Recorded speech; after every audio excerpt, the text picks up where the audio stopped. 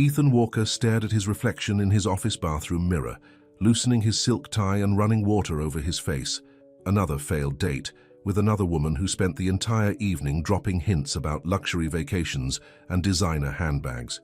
At 42, he was tired of being seen as nothing more than his bank account. "Mr. Walker, your sister Jennifer is on line 1, his assistant called through the intercom. Ethan pressed the speaker button. "Not now, Sarah. I'm not in the mood. Gave her one of Jenny's schemes. She says it's important. Something about fixing your love life." Ethan groaned but picked up the phone anyway. "Jenny, whatever matchmaking plan you've cooked up, the answer is no."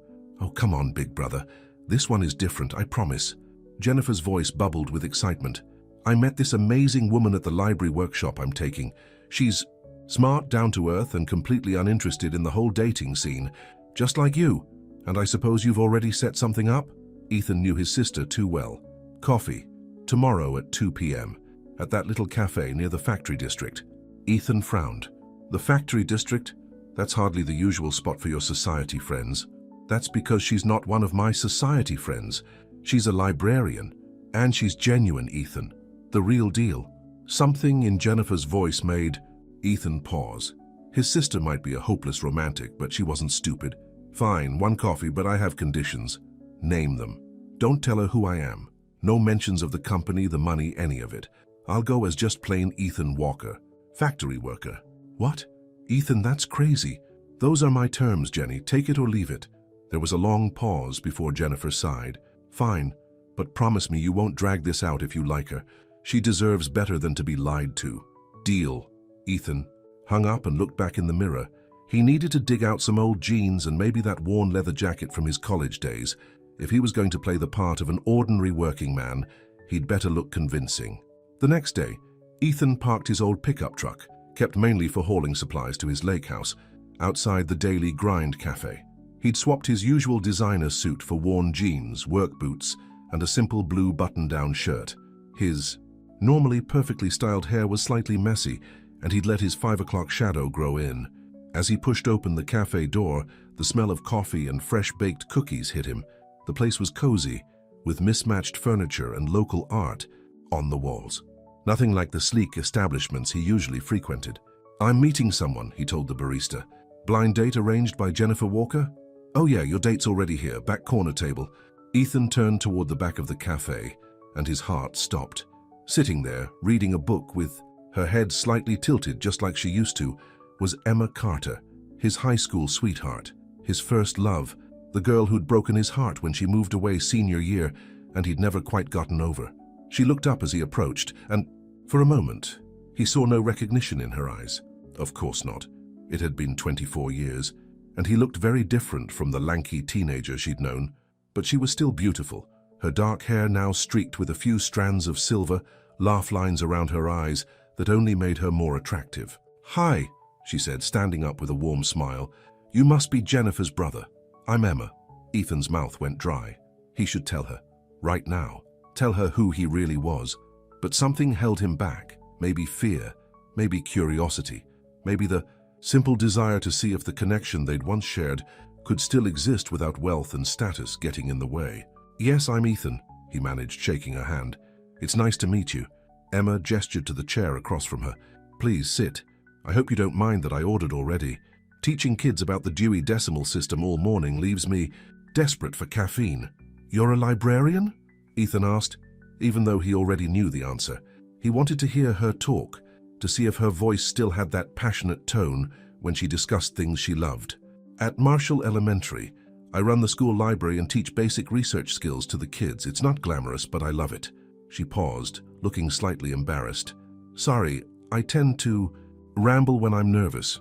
Jennifer didn't tell me much about you, just that you work at the factory on Elm Street." Ethan nodded, falling into the role he'd created. "Equipment maintenance. Been there about 5 years now." The lie came easily, perhaps too easily. He pushed away his guilt and focused on Emma. "Do you enjoy it?" "It's honest work," he said, thinking of his father who'd started with nothing and built an empire. "Sometimes the best satisfaction comes from fixing things with your own hands." Emma's eyes lit up. "That's exactly how I feel about books. Everyone keeps telling me to switch to e-readers, but there's something special about handling actual pages, feeling the weight of a story in your hands." For the next hour, they talked about everything and nothing. Emma told him about her divorce 10 years ago from a man who'd thought her career was just a hobby. Ethan shared carefully edited stories about his own failed relationships, keeping the focus on emotional rather than financial incompatibilities. As they talked, Ethan found himself leaning forward, drawn in by her animated gestures and genuine laugh. She was still the same Emma who'd captured his heart in high school, passionate about books, quick to find humor in life's little moments, and completely unaware of her own charm. "Oh no," Emma suddenly said, glancing at her watch. "I completely lost track of time. I have a staff meeting in 20 minutes. Let me walk you to your car," Ethan offered, standing up.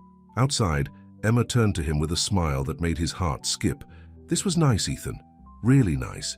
I haven't enjoyed a coffee date this much in, well, a very long time. Would you like to do it again?" The words were out before he could stop them. Emma hesitated for just a moment, then nodded. "I would, but maybe something different next time.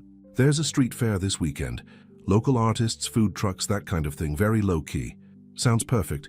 They exchanged numbers, and Ethan watched as she drove away in her sensible used sedan. Only then did the full weight of what he'd done hit him. He'd just agreed to another date with Emma Carter, the only woman he'd ever truly loved, while pretending to be someone he wasn't. This could either be the best decision he'd ever made or the biggest mistake of his life. As he walked back to his truck, his phone buzzed with a text from Jennifer. How did it go? Ethan stared at the screen for a long moment before replying. It was Emma Carter. 3 dots appeared immediately, followed by, "What?" The Emma. "Carter, your high school Emma?" "Yes, and she has no idea who I am."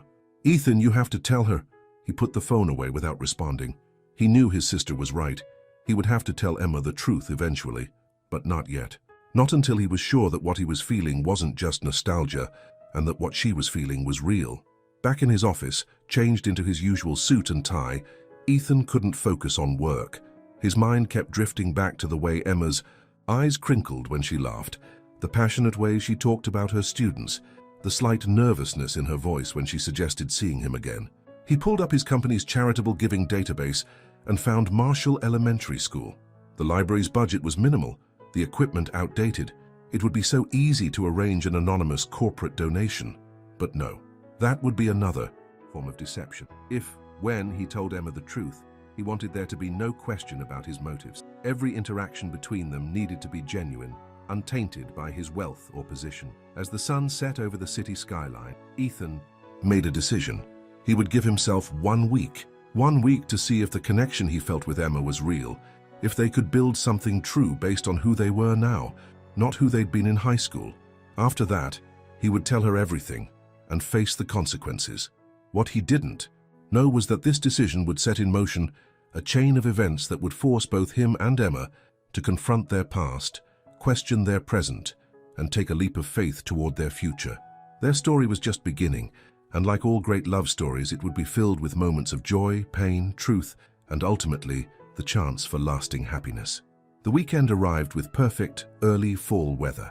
Ethan spent longer than usual getting ready, making sure his working man outfit looked natural but neat. He chose a plain black t-shirt, his old leather jacket, and jeans that weren't too new. Looking in the mirror, he barely recognized himself, and that was exactly the point. The street fair was already busy when he arrived. Families pushed strollers between craft booths.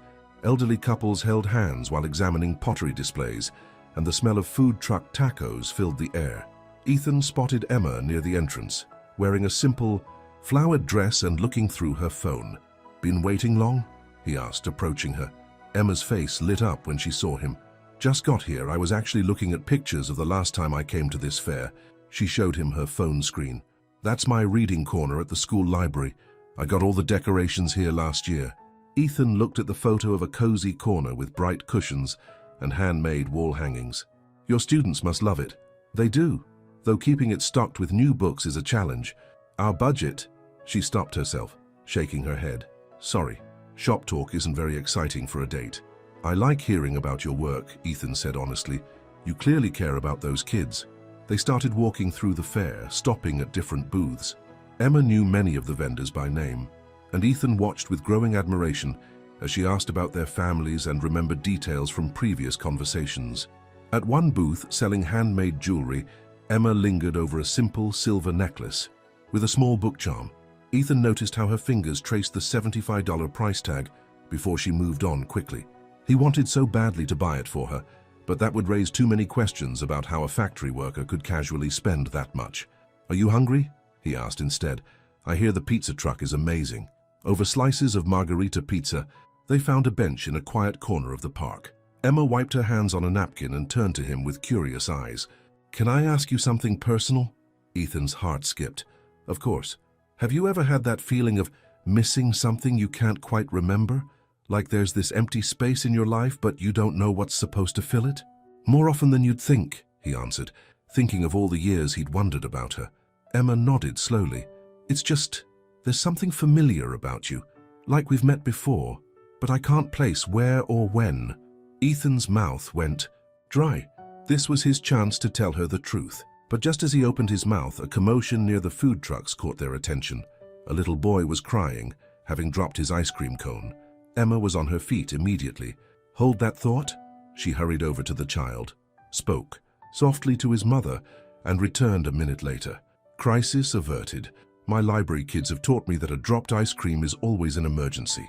The moment had passed. Ethan pushed down his guilt and changed the subject. "Tell me more about your library kids." As Emma talked about her students, Ethan noticed how her whole face came alive. She told him about Tommy, who struggled with reading, until she found him books about dinosaurs. About Maria, who started a lunchtime book club for shy kids. About James, who helped her repair damaged books because his dad was teaching him bookbinding. "You know what's funny?" Emma said suddenly. "In high school, I used to dream about running a library. My boyfriend back then, he was the only one who took that dream seriously. Everyone else said I should aim for something more practical." Ethan's heart pounded. He remembered those conversations clearly, lying on the grass behind the school, Emma's head on his shoulder, as she described her perfect library.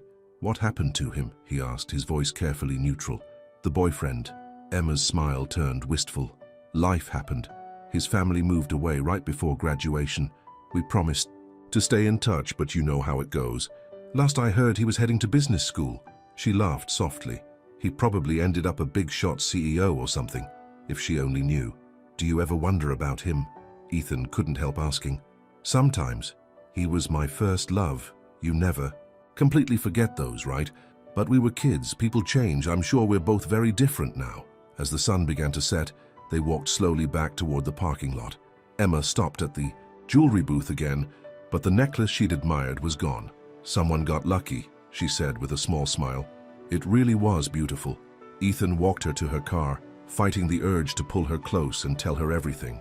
Instead, he asked, "Would you like to have dinner with me next weekend?" "I'd love to," Emma replied, but she hesitated. "Could we do something simple? My budget's a bit tight right now with school supplies and all." "I know a great little diner," Ethan said. "Best pie in town." Emma's relief was visible. "Perfect. Text me the details." After she drove away, Ethan sat in his truck for a long time. The guilt of his deception weighed heavily, but so did the fear of losing her again. Emma had been right. People do change. He wasn't the same idealistic teenager she'd known. He was a man who'd learned to be cautious with his heart, who'd built walls to protect himself from those who only wanted his money. But sitting there, watching the street fare wind down, Ethan realized something else hadn't changed. The way his heart felt fuller just being around Emma Carter. His phone buzzed, another text from Jennifer. "Have you told her yet?" "No," he typed back, "but I will, soon." "Better make it very soon," Jennifer replied. "The business magazine interview is next week. Your face will be everywhere." Ethan leaned back in his seat, closing his eyes. He had 5 days. 5 days to figure out how to tell Emma that he wasn't just Ethan, the factory worker, but Ethan Walker, CEO of Walker Industries. 5 days to help her understand why he'd chosen to hide his identity. 5 days to hope that the connection they were rebuilding was strong enough to survive the truth. As he drove home, he passed Marshall Elementary School.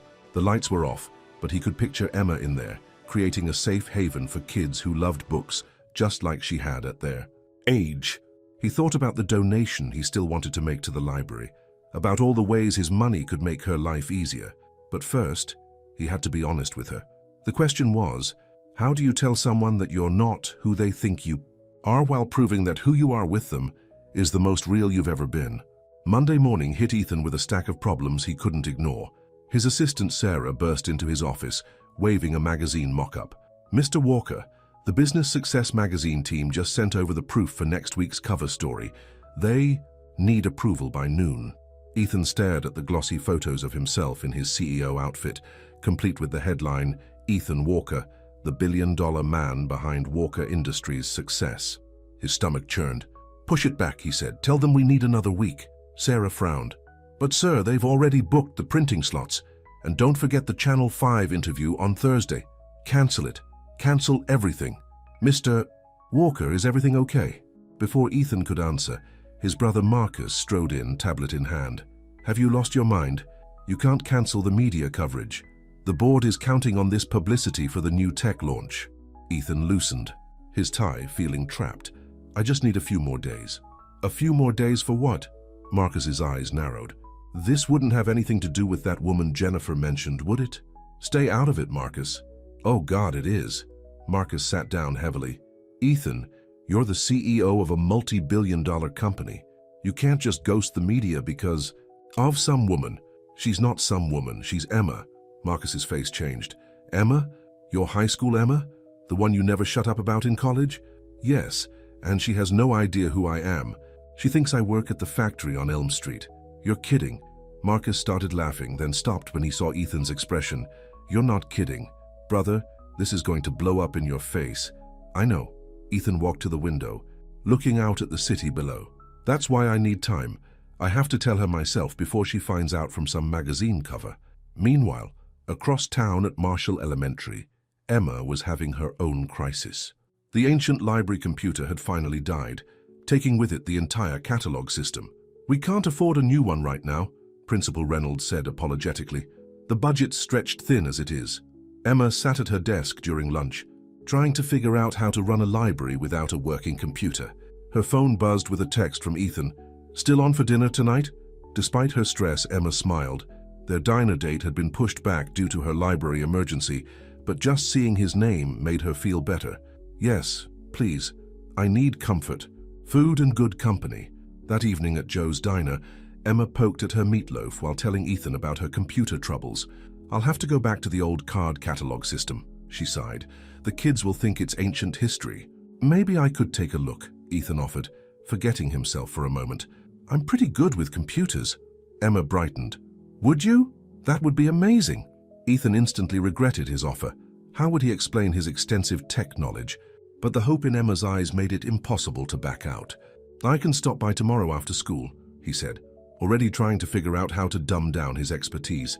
Their conversation drifted to happier topics. Emma told him about her dream of writing children's books. Ethan shared carefully edited stories about his family, focusing on Jennifer's escapades rather than the family business. "You know what's strange?" Emma said, cutting into her apple pie. "I feel like I can tell you anything. We've only known each other a few days, but I know what you mean," Ethan said softly. The guilt of his deception felt heavier than ever. After dinner, they walked through the park, their hands brushing occasionally. When Emma shivered, Ethan put his jacket around her shoulders. "Thanks," she said, looking up at him with those warm brown eyes.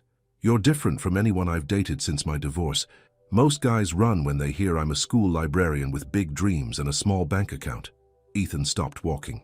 "Emma," she turned to face him, and suddenly they were very close. The moonlight caught the silver in her hair, and all Ethan could think about was how beautiful she looked in his old leather jacket. "I need to tell you something," he started.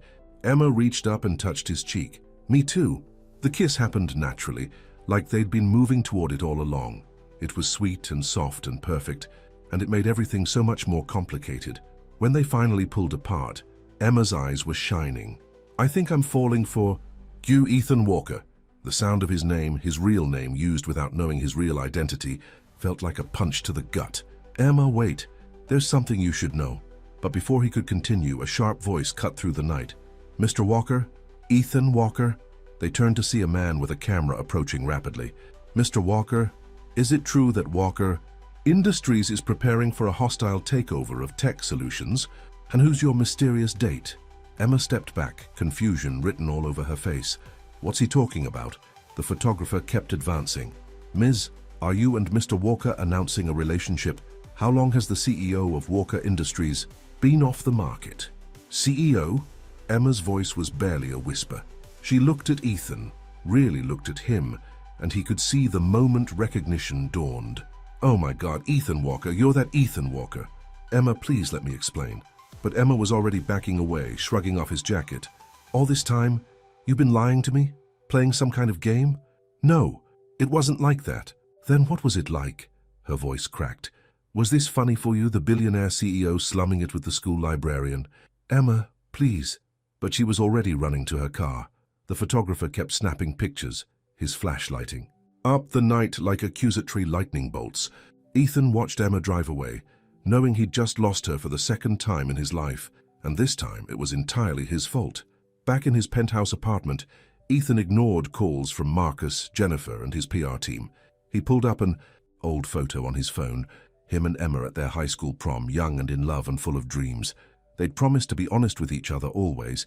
He'd broken that promise, and now he had to find a way to make it right, or risk losing the only woman he'd ever truly loved. The next morning, Emma's face was splashed across every gossip website in the city. Mystery woman flees from billionaire CEO. Walker Industries. Head in secret romance. Who is the woman who stole Ethan Walker's heart? Emma called in sick to work for the first time in 5 years. She sat in her small apartment, hands shaking as she scrolled through article after article about Ethan Walker, the real Ethan Walker. Forbes covers, charity galas, business awards. In every photo, he looked exactly like the boy she'd loved in high school, just older and more polished. Her phone wouldn't stop buzzing with texts from her sister, her friends, even her ex-husband. Everyone wanted to know if she was really dating one of the richest men in the country. Dating? She muttered to herself. I don't even know who he really is. Across town, Ethan was facing his own crisis. The PR team had taken over his office, drafting statements and damage control strategies. This could actually work in our favor, his PR director said excitedly. The public loves a romance, especially one with a regular person. It humanizes you. She's not a PR strategy, Ethan snapped. He couldn't finish the sentence. Jennifer burst into the office, looking furious. I told you to tell her. The truth. I told you this would happen. Not now, Jenny. Yes, now. Jennifer planted herself in front of his desk. Do you have any idea what this is doing to her? Her sister just called me. Emma's being hounded by reporters. They're camping outside her apartment, her school. Ethan's head snapped up. The school? There are reporters at the school?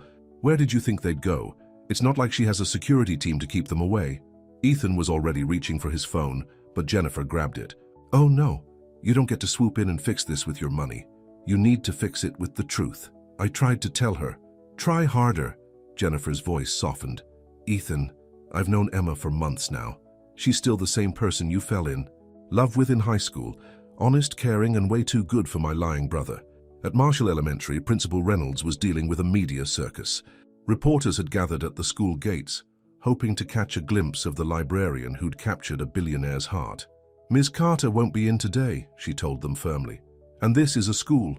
You're disrupting our students' education. Inside the library, a substitute teacher was helping the kids, but it wasn't the same.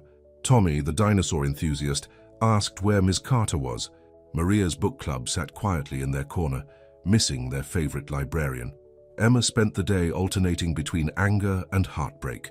She'd actually started falling for him, not the CEO, but the kind man who listened to her talk about books and children with genuine interest. The man who understood her dreams because he'd known them all along. Why didn't I recognize him? She asked her reflection. But she knew why. The Ethan she remembered was a teenage boy with big dreams and a beat-up car. She never imagined he'd become the Ethan Walker who graced magazine covers. Around sunset, a knock at her door made her jump. Through the peephole, she saw Jennifer. Go away, Emma called. I brought wine and an explanation. You deserve both. Emma hesitated, then opened the door.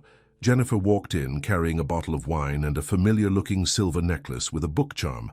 He bought this for you at the street fair, Jennifer said, placing the necklace on the coffee table. But he couldn't give it to you without raising questions about how a factory worker could afford it. Why are you here, Jennifer? Because my brother is an idiot who's terrible at explaining himself. Jennifer poured 2 glasses of wine. But he's an idiot who's been in love with you for 24 years. Emma took a long sip of wine. He lied to me. Yes, he did, and it was wrong. But Emma, do you know why he created Walker Industries? I assume to make money. Jennifer shook her head. He started with educational software, programs to help kids learn to read, to make learning fun. His first big contract was with a school district that had a severe literacy problem. She pulled out her phone and showed Emma an old article. Look at the quote about why he chose that. Field. Emma read aloud. Everyone deserves a chance to fall in love with reading. Sometimes they just need the right tools and someone who believes in them. Ethan Walker, CEO. Her voice caught. Those were almost exactly the words she'd said to him in high school, the day she told him about her dream of becoming a librarian. He never forgot you, Emma, or the dreams you shared. He's got scared. Every woman he's dated since becoming successful has only seen his bank account. He wanted you to see him. Just him. I did see him, Emma whispered. That's what makes this so hard. The man I was falling for, his kindness, his understanding, the way he really listened, that was real. But how can I trust anything now? Jennifer stood up. I can't answer that, but I can tell you that my brother has never looked at anyone the way he looks at you. Not in high school, and not in all the years since. After Jennifer left, Emma sat looking at the necklace. The book charm caught the light, reminding her of all the stories she loved. Stories about forgiveness, second chances, and the courage to trust again. Her phone buzzed with a text from an unknown number. I know I don't deserve it, but please let me explain. Not through texts or phone calls, face to face. Just you and me. No cameras, no lies. Ethan. Emma picked up the necklace, running her fingers over the delicate silver chain. She thought about the boy who'd believed in her dreams, and the man who'd remembered them all these years later. She thought about trust and forgiveness, and the difference between lying to protect yourself and lying to protect something precious and new. Finally, she texted back one word. When? Ethan paced the empty school library, looking around at the cheerful posters and carefully arranged books. He'd arranged with Principal Reynolds to use the space after hours. It seemed fitting to have this conversation surrounded by Emma's life's work. The sound of the door opening made him turn. Emma stood there, still wearing her work clothes, the silver book necklace conspicuously absent from her neck. You wanted to talk, she said quietly. So talk. Ethan took a deep breath. Do you remember our spot behind the school? The oak tree where we used to sit and talk about our dreams. What does that have to do with anything? It has everything to do with this. He gestured between them. That tree is where you first told me you wanted to be a librarian, where you said that books were magic because they could take anyone anywhere, no matter how much money they had. Emma's expression softened slightly. I remember. After my family moved, I threw myself into business school. Everyone said I was driven, focused, but the truth was I was trying to forget. Forget you, forget us, forget all the dreams we'd shared under that tree. He walked over to a shelf of children's books, running his finger along their spines. Then one day, I was visiting my little cousin in the hospital. She was so scared and lonely. A volunteer came in with a cart of books, and I watched this sick, frightened child completely transform as she got lost in a story. Emma moved closer, almost against her will. What happened then? I remembered you. Everything you'd said about the power of books, about how everyone deserves a chance to fall in love with reading. That's when I started Walker Industries' educational software division. Every program we created, every school we helped, it was all because of what you taught me about the magic of stories. That's really beautiful, Ethan. Emma's voice wavered. But it doesn't explain why you lied to me now. Because I'm a coward, the words burst out of him. Because every relationship I've had since becoming successful has been about what I could give people, not who I am. Because when I walked into that cafe and saw you, Emma, after all these years, I panicked. I wanted to know if we could still connect without my money and power getting in the way. We did connect, Emma said softly. That's what hurts the most. Everything felt so real. It was real, Ethan stepped closer. Every conversation, every laugh, every moment with you was real. The only thing that wasn't real was my job title. Everything else, how I feel about you, who I am when I'm with you, that's the truest thing in my life. Emma walked to her reading corner, straightening a pillow absently. You know what's ironic? If you'd just been honest from the start, I wouldn't have cared about your money. The Ethan I knew in high school could have become a janitor or a CEO. It wouldn't have mattered to me. And now? She turned to face him. Now I don't know what to think. The man I was falling for, The one who fixed my leaky faucet and talked about honest work. Was he even real? He's standing right in front of you. Ethan's voice was rough with emotion. Yes, I run a big company. Yes, I have more money than I know what to do with. But when I'm with you, I'm just Ethan. The same Ethan who fell in love with you under that oak tree, who never really got over you, who still believes in the magic of books and second chances. Emma's eyes filled with tears. You hurt me. I know, and I'll spend the rest of my life making it up to you if you'll let me. The rest of your life? A ghost of a smile touched her lips. That's a pretty big commitment for someone who's only been on 3 dates with me. 2 dates and 1 dramatic revelation in the park, Ethan corrected, hoping her slight smile was a good sign. And it's not really a commitment when it's just stating the obvious. I've loved you for 24 years, Emma Carter. Nothing, not time, not money, not my own stupidity, has changed that. Emma walked to the window, looking out at the darkening sky. I need time, Ethan. It's a lot to process. I understand. Take all the time you need. He started to leave, then turned back. But Emma, the computer in here, it's pretty old. She wiped her eyes. It's dead, actually. Budget cuts. Let me help. Not as a rich guy trying to buy forgiveness, but as someone who knows about computers and cares about kids reading. Please? Emma studied him for a long moment. Okay, but not top-of-the-line everything. Something reasonable that won't make the school board ask questions. Deal. He reached the door, then paused again. The necklace. Jennifer shouldn't have brought it. I bought it because it reminded me of you, but I understand if you don't want it. I'm wearing it, Emma said quietly. Ethan's heart skipped. Only then did he notice the silver chain partially hidden by her collar. Good night, Ethan Walker. The real Ethan Walker. Good night, Emma. As he walked to his car, Ethan felt something he hadn't felt since seeing Emma in that cafe. Hope. Real, unshakable hope. She was wearing the necklace. She was willing to let him help with the computer. Most importantly, she'd called him the real Ethan Walker. Now he just had to prove that he deserved her trust. One small truth at a time. Back in the library, Emma touched the book charm at her throat. She thought about young Ethan turning their shared love of books into a company that helped children read. She thought about the man who'd spent 3 weeks hiding his wealth, just to make sure her feelings were genuine. What do you think? She asked the empty library. Should we give him another chance? The books didn't answer, but Emma smiled anyway. After all, every good story deserved a chance at a happy ending. The new library computer arrived on a Tuesday morning. Emma watched as Ethan, dressed in jeans and a work shirt like she'd first known him, set up the system. He'd chosen a reliable mid-range model, just as promised. You really do know what you're doing, she said, impressed despite herself. I started in tech support, he replied, not looking up from the cables he was connecting. Worked my way through. College fixing computers.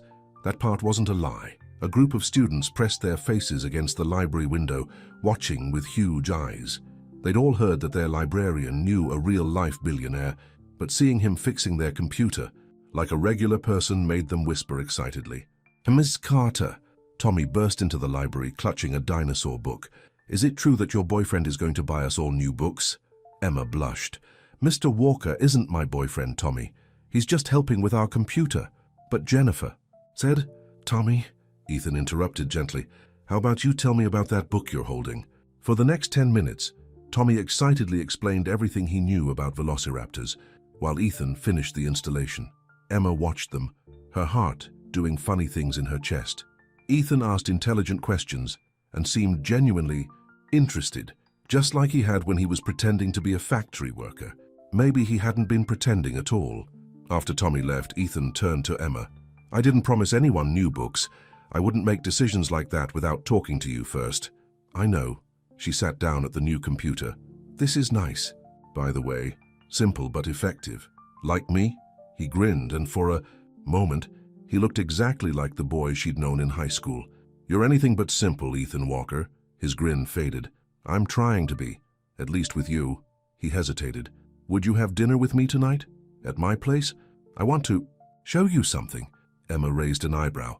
Your place? Nothing fancy, I promise, just something important. That evening, Emma found herself riding up to the top floor of one of the city's most exclusive apartment buildings. She'd dressed carefully in her best work outfit, but still felt underdressed for the elegant surroundings. Ethan met her at his door, again wearing casual clothes. Come in, and stop worrying. It's just an apartment. It wasn't just an apartment. The space was huge, with floor-to-ceiling windows overlooking the city. But what caught Emma's attention was the room Ethan led her to. Books.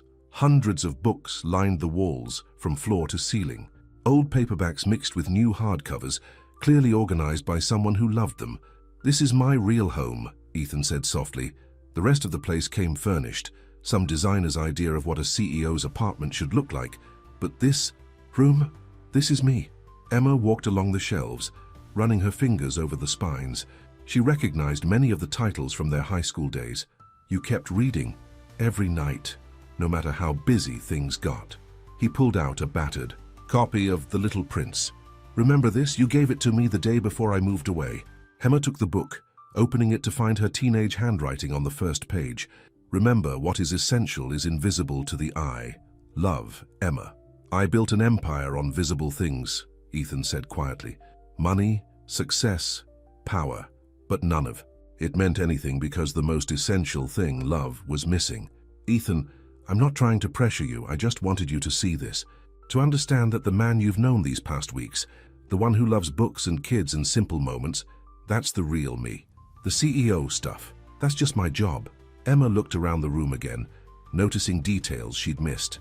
A comfortable reading chair with a worn blanket, a mug with a library pun, a framed photo of a much younger Ethan and Emma at a high school book fair. "You really never forgot me. Not for a single day." He stepped closer. "The money, the company, I can't pretend those things don't exist. They're part of my life, but they're not who I am. Who I am is someone who still believes in the magic of books, who builds educational software, because a beautiful girl once told him that everyone deserves a chance to fall in love with reading." Emma felt tears in her eyes. "You're making it. Very hard to stay mad at you." "Good, that's the plan." His voice was teasing, but his eyes were serious. "I know I messed up, Emma. I know trust has to be earned back. But I'd like to try if you'll let me. No more lies, no more pretending. Just us finding out if what we felt back then, what we're feeling now, is strong enough to build a future on." Emma looked down at the Little Prince in her hands, then back at Ethan. "Dinner," she said finally. "We can start with dinner." His face lit up. "I made lasagna. And before you ask, yes, I really made it. Being rich doesn't mean I can't." "Cook? You cooked?" Now it was Emma's turn to tease. "No personal chef?" "I do have one, but I gave her the night off.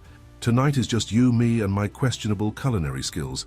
As they moved to the kitchen, Emma felt something shift inside her. The anger and hurt were still there, but they were softer now, overshadowed by the warmth of seeing Ethan, the real Ethan, finally letting all his walls down. The lasagna was actually good, and the conversation flowed easily. They talked about books they'd read, changes in their hometown, funny stories about their jobs. It felt natural, like the past few weeks of deception were being washed away by simple honesty. After dinner, they stood at the windows looking out at the city lights. Emma felt Ethan's hand brush against hers, and this time, she let him take it. "I'm still not completely sure about all this," she said honestly. "I know, but I'm hoping you'll give me a chance to prove that some things haven't changed, like how I feel about you." Emma squeezed his hand. "One day at a time?" "One day at a time," he agreed. As they stood there, hands linked and hearts cautiously opening, both knew that their story was far from over. There would be challenges ahead, questions about their different worlds, doubts to overcome, trust to rebuild. But for now, in this moment, they were just Ethan and Emma, two people who had found their way back to each other after 24 years. Sometimes, Emma thought, the best stories are the ones that take the longest to tell. The headlines wouldn't stop. Every time Emma checked her phone, there was a new story about her and Ethan. From high school sweethearts to power couple, billionaires, secret past with small-town librarian, Walker Industries CEO's romance novel love story. "Just ignore them," Ethan said over breakfast at her small kitchen table. He'd started coming over most mornings, bringing coffee and bagels before work. "They'll find something else to talk about soon." Emma pushed her tablet away. "Easy for you to say. You're used to this. I had 3 parents ask for my autograph at school yesterday." "I'm sorry." He reached across the table to take her hand. "I never wanted my life to complicate yours." "I know, it's just..." She sighed. "Sometimes I feel like I'm living in 2 different worlds. Here, with you, everything feels normal and right. But out there, It's like I'm suddenly public property. Before Ethan could respond, Emma's phone buzzed. It was a text from her ex-husband, Richard. Saw you're dating a billionaire now. Funny how you always said money didn't matter to you. Everything okay? Ethan asked, noticing her frown. Just Richard being Richard. She put the phone away. He's probably worried I'll stop paying alimony now that I'm supposedly living the high life. I'll pay him alimony, Emma shrugged. He quit his job to find himself right before the divorce. The judge was very sympathetic to his journey of self-discovery. Ethan's jaw tightened, but before he could comment, his own phone chimed. That's Marcus. Board meeting in 30 minutes. He stood reluctantly. Dinner tonight? Can't. Parent-teacher conferences until 8. She smiled at his disappointed face. But tomorrow, you still owe me that home-cooked meal you promised. He kissed her softly. Tomorrow then. I'll even attempt dessert. After he left, Emma started getting ready for work. Her phone kept buzzing with texts from Richard, each one more pointed than the last. She finally blocked his number. Something she should have done years ago. At school, Emma tried to focus on her work, but she could feel people watching her. The teachers treated her differently now, some overly friendly, others oddly distant. Even the kids had changed, asking her questions about Ethan's cars and house instead of about books. During her lunch break, she got a surprise visit from Marcus, Ethan's brother. Miss Carter, do you have a minute? Emma gestured to the chair, across from her desk. What can I do for you, Mr. Walker? Please, call me Marcus. He smiled, but it didn't reach his eyes. I wanted to talk to you about my brother. I assume Ethan doesn't know you're here. No, and I'd appreciate if we kept this between us. Marcus leaned forward. Look, I'll be direct. Ethan's different since you came back into his life. Distracted. He's missing meetings, delegating important decisions. Have there been any actual problems with the company? Not yet, but the board is concerned. Walker Industries is about to launch a major new educational software platform. We need Ethan focused. Emma met his gaze steadily. Why are you telling me this? Because you seem like a reasonable person who cares about Ethan. Maybe you could give him some space, just until after the launch. Have you considered talking to your brother about your concerns? Marcus laughed without humor. Ethan doesn't listen to anyone when it comes to you. Never has, but you understand responsibility, duty. You're a teacher, after all. Librarian, Emma corrected quietly. And I think you should leave now. Just think about what I said. Marcus stood. For Ethan's sake. After he left, Emma sat staring at her computer screen, not really seeing it. Was Marcus right? Was she becoming a distraction in Ethan's life? That evening, after the parent-teacher conferences, Emma drove to Ethan's apartment building. She hadn't planned to see him tonight, but something pulled her there. The doorman recognized her and let her up. When Ethan opened his door, he was still in his work clothes, looking tired but happy to see her. Emma, I thought you had conferences. Just finished. She walked past him into the apartment. Why didn't you tell me about the software launch? Ethan's face changed. Marcus came to see you. He's worried. About you, about the company. The company is fine. Ethan ran a hand through his hair. The launch is on track. Yes, I've delegated some things, but that's what good leaders do. They trust their team. He thinks I'm distracting you. You are. Ethan pulled her close. You distract me in the best possible way. You remind me why I started this company. In the first place, to help kids learn, to make education accessible to everyone. Being with you, it brings me back to what really matters. Emma rested her head on his chest, listening to his heartbeat. I don't want to cause problems. You're not. Marcus is just, he's always been the practical one, bottom line focused. He doesn't understand that having you in my life makes everything else better, clearer, even with all the complications. The media, the gossip, my annoying ex-husband. Ethan pulled back to look at her. Your ex is bothering you? Nothing I can't handle. She touched his cheek. But this is what I mean. Your life was probably simpler before I came back into it. Simpler, yes, but empty. He kissed her forehead. I spent 24 years building an empire, Emma. But it wasn't until you came back that I remembered why I wanted to build it in the first place. Emma looked around the luxurious apartment, thinking about the two different worlds they were trying to bridge. Do you really think we can make this work? Rich CEO and small-town librarian? No, Ethan said firmly. But I think Ethan and Emma can make it work. The rest is just window dressing. She laughed softly. When did you get so wise? Probably around the time I realized I was about to lose you again because of my own stupidity. He pulled her closer. Stay tonight?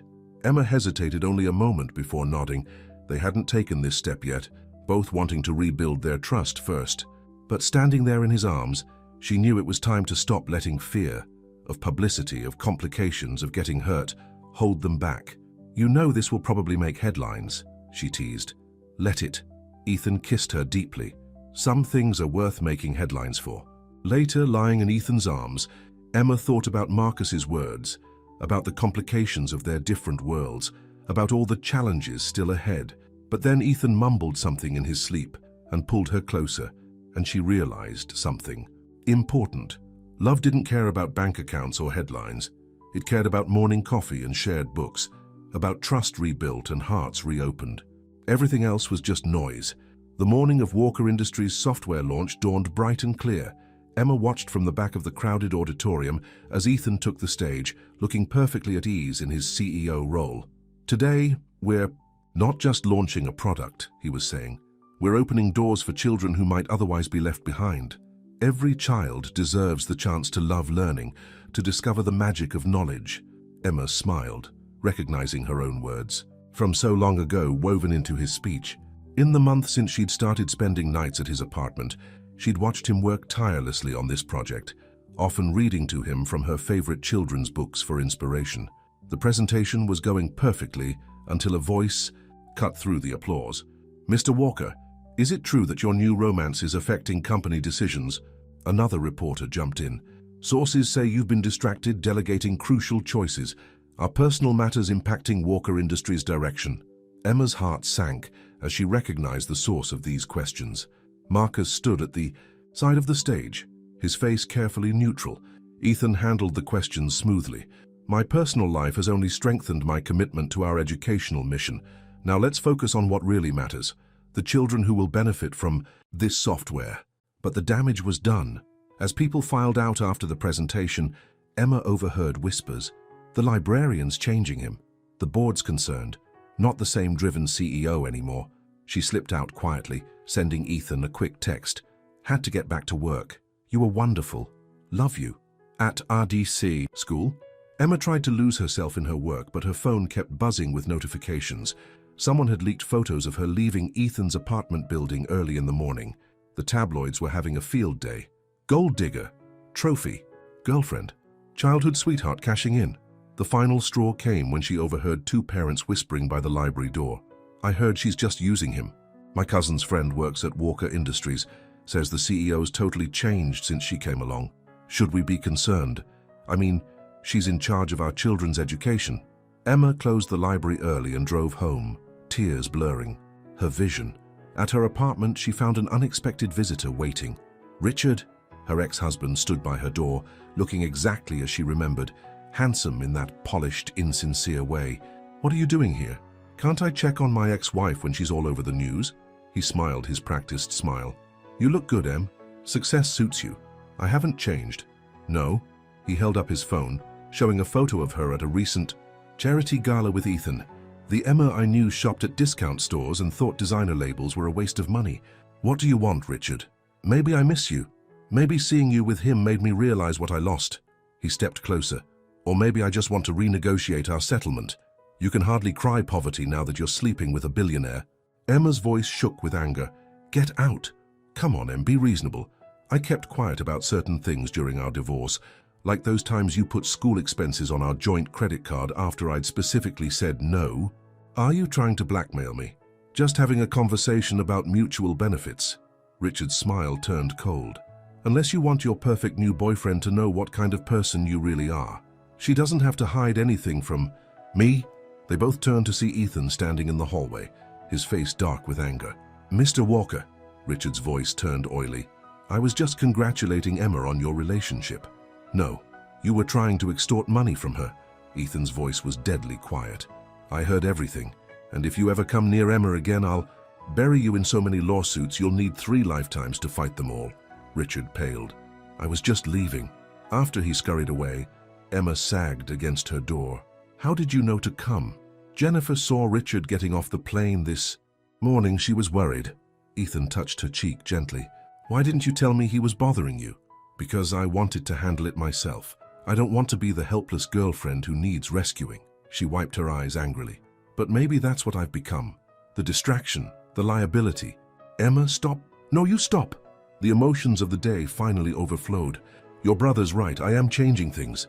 The board's worried, the media's attacking you, and it's all because of me. You're right. Ethan's calm admission surprised her. Things are changing.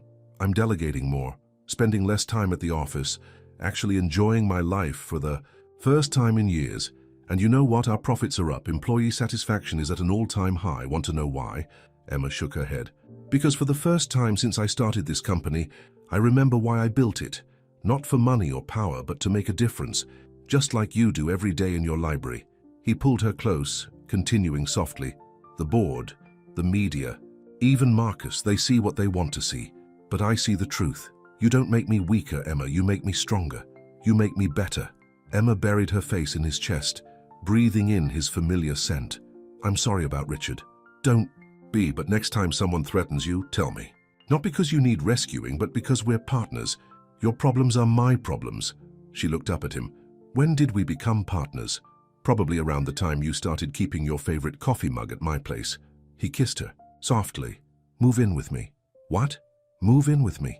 Not because of Richard or the media or any of that, but because I love waking up with you. Because my home feels empty when you're not there. Because every morning I have to leave your apartment. It gets harder to go. Emma thought about all the changes of the past months, all the complications and challenges, but she also thought about quiet evenings in Ethan's library, about breakfast conversations and shared dreams. The media will go crazy, she warned. Let them. Your brother will have a fit. Definitely. We'll have to figure out where to put all my books. Ethan's face broke into a smile. Is that a yes? Emma reached up to touch his cheek. That's a yes.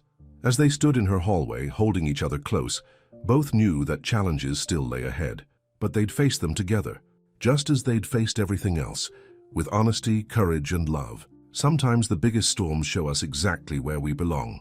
Chapter 9. Coming Home. Moving in together turned out to be both easier and harder than Emma expected. Easier because she and Ethan fell into a natural rhythm of shared life. Harder because the whole world seemed to have an opinion about it.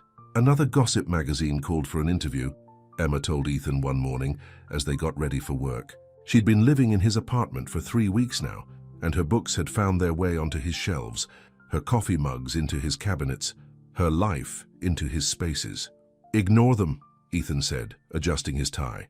They'll find something new to talk about soon. That's what you said 2 months ago, but she was smiling as she said it. The media circus had become almost funny lately, especially since the latest headlines were all about their love nest, complete with dramatically staged photos of moving trucks. Speaking of interviews, Ethan said carefully, the Education Today program wants to feature the new software launch. They're interested in the inspiration behind it. Emma looked up from her tea. Meaning me? They want to interview us both. Show how our high school romance led to an educational revolution. He held up his hands at her expression. We don't have to do it, but it might help change the narrative. Show people what we're really about. Before Emma could answer, Ethan's phone rang. It was Marcus. The board's called an emergency meeting, he said when he hung up. Apparently there are concerns about the company's direction. Emma's heart sank. Go. We'll talk about the interview later. At school, Emma tried to focus on her work, but worry nagged at her. The library was running smoothly with its new computer system, and the kids had finally stopped asking her about Ethan's cars and started talking about books again. During lunch, Jennifer called. Don't panic, she said without preamble, but Marcus is making his move. What move? He's trying to convince the board that Ethan's too personally invested in the education division. Says the company needs to diversify, focus on more profitable sectors. Emma felt sick. This is my fault. No, it's Marcus being Marcus. He's always been jealous of Ethan's success. Jennifer paused. But maybe you could help. How? The Education Today interview. If people could see what really inspired the company's mission. Emma thought about all the children who used Walker Industries software, about Tommy and his dinosaur books, about all the kids who needed what she and Ethan were trying to build. Tell them, we'll do it. The interview was scheduled for the next day. Emma wore her favorite work dress, the silver book necklace Ethan had given her catching the studio lights. Today we're talking with Walker Industries CEO Ethan Walker and his partner Emma Carter about their unique love story and its impact on educational technology, the host began. Emma, you were high school sweethearts? Yes, Emma smiled, feeling Ethan's hand squeeze hers. We shared a love of books and learning. Ethan always understood that education could change lives. And now you're a school librarian. Did you ever imagine your teenage dreams would have such an impact? Actually, Ethan cut in, Emma's the reason Walker Industries exists. Her passion for helping children discover the joy of reading inspired our whole mission. Everything we do, from our simplest reading app to our most advanced learning platforms, comes from what she taught me about the power of education. That's quite a legacy, the host observed. Some might say a romance rekindled after 24. Years is unlikely to last. What makes you two different? Emma looked at Ethan, seeing not the powerful CEO, but the boy who'd believed in her dreams, the man who'd found his way back to her. Because we see each other, she said simply. Not the titles or the headlines, just us. Everything else is just details. The interview aired that evening. By the next morning, social media was buzzing with a new narrative. Real love story behind tech empire. Education power couple reshaping learning. Walker Industries built on love and learning. But more importantly, messages poured in from teachers, parents, and students across the country, sharing stories of how Walker Industries programs had helped their children discover the joy of reading. The board meeting was scheduled for noon. Emma paced her library, waiting for news. Finally, her phone buzzed with a text from Jennifer. Turn on your computer. Now. Emma clicked on the live stream link Jennifer sent. Ethan stood at a podium, in the Walker Industries lobby, Marcus scowling beside him. Today, our board voted unanimously to expand our educational division, Ethan announced. We're launching a new initiative to provide our software free to underfunded schools nationwide, because every child deserves the chance to fall in love with learning. He looked directly into the camera, and Emma knew he was speaking to her. Sometimes the best business decisions come from the heart. 24 years ago, a girl showed me that books could change lives. Today, Walker Industries recommits to that vision. Emma was crying by the time Ethan walked into her library an hour later. You did it, she whispered. We did it. He pulled her close. The board finally understood what I've known all along, that you make everything better, including me. What about Marcus? He's been promoted to head our new office in Tokyo. Ethan grinned. Very prestigious position, very far away. Emma laughed through her tears. I love you, you know that? I do know that. Ethan's voice turned serious. Which is why I have a question for you. He stepped back and reached into his pocket, pulling out a small box. Emma's heart stopped. When we were 18 under that oak tree, I had dreams of marrying you someday. Life took us in different directions, but those dreams never really died. He opened the box, revealing a simple but elegant ring. I don't want to wait another 24 years to make them come true. Emma Carter, will you marry me? 6 months later, the old oak tree behind their high school was decorated with twinkling lights and white flowers. Rows of chairs faced a simple arch, and books were everywhere, stacked on vintage tables worked into flower arrangements, even hanging from the tree branches in waterproof covers. Emma stood in the school library, now her getting-ready room. Surrounded by her closest friends and family, she wore a simple white dress and her silver book necklace. Jennifer helped adjust her veil. You know, Jennifer said, when I set up that blind date, I had no idea I was reuniting high school sweethearts. Emma smiled. Sometimes, the best stories are the ones we don't plan. A knock at the door revealed Tommy, proudly wearing a little suit and carrying a dinosaur book. Miss Carter, I mean almost Mrs. Walker. He thrust the book at her. I thought maybe you could use this for something old, since it's from the library and all. Emma knelt down to hug him. It's perfect, Tommy. Would you like to carry it down the aisle for me? His face lit up. Really? Really? After all, this whole story started with books. Outside, guests were arriving. Emma peeked through the window to see Ethan greeting people, looking handsome in his tuxedo, but also slightly nervous. She watched him stop to help an elderly guest with her chair, then bend down to talk to one of Emma's students. He's still the same, Jennifer said softly. Money and success never changed who he really is. I know. Emma touched her necklace. That's why I fell in love with him. Twice. The ceremony was simple but meaningful. They'd written their own vows, incorporating quotes from their favorite books.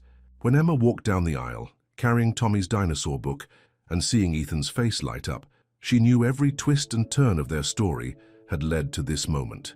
24 years ago, under this very tree. I fell in love with a girl who believed books could change the world, Ethan said in his vows. I lost her once, but fate gave us a second chance. Emma, you didn't just change my world, you made it worth building in the first place. Emma's voice shook as she spoke. Her vows.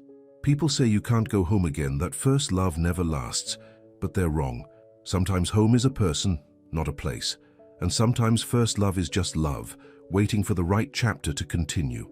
At the reception, held in the school gymnasium transformed into a magical library-themed wonderland, Tommy gave a surprise speech. Ms. Carter taught me that reading is like magic, he said, clutching his dinosaur book. And Mr. Walker makes computer stuff that helps kids read better.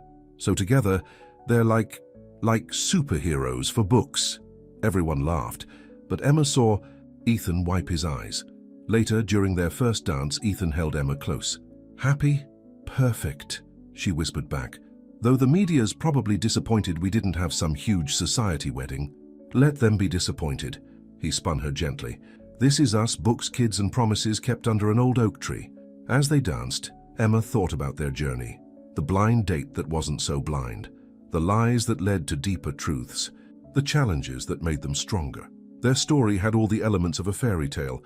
The billionaire CEO, the small-town librarian, love lost and found again. But the real magic wasn't in the fairy tale elements. It was in the simple moments. Morning coffee and shared books, understanding looks and quiet support. Two hearts that had found their way home. The next morning, Emma and Ethan stood in their library, their shared sanctuary in the penthouse that no longer felt too grand or overwhelming. They were leaving for their honeymoon, but first, they had a tradition to uphold. Ready? Ethan asked, holding out a copy of The Little Prince. Emma nodded, taking the book. Together, they wrote a new inscription. What is essential is invisible. To the eye, love Ethan and Emma Walker. They placed the book on a special shelf, right next to the worn copy Emma had given Ethan 24 years ago. Old and new, past and present, all their chapters bound together. You know, Emma said, when I was young I thought love stories had to be complicated to be real. And now? Now I know that true love is actually very simple. She squeezed his hand. It's just two people choosing each other every day, no matter what. Ethan pulled her close. Then let's keep choosing each other, every day for all our days.